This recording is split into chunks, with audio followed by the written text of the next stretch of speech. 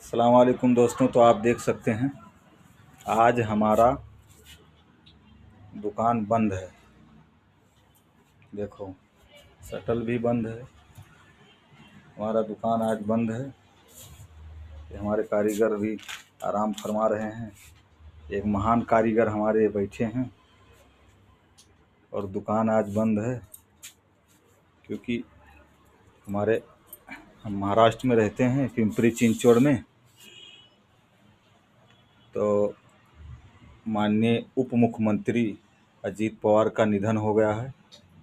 इसके लिए आज महाराष्ट्र में और पिंपरी चिंचवड़ में पूरा दुकान बंद है। तो आप देख सकते हैं, देखो बंद है दुकान, हमारा काम भी बंद है।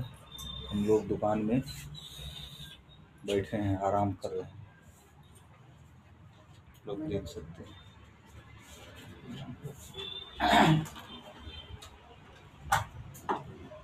खुदा हाफिज़। जय हिंद, जय भारत।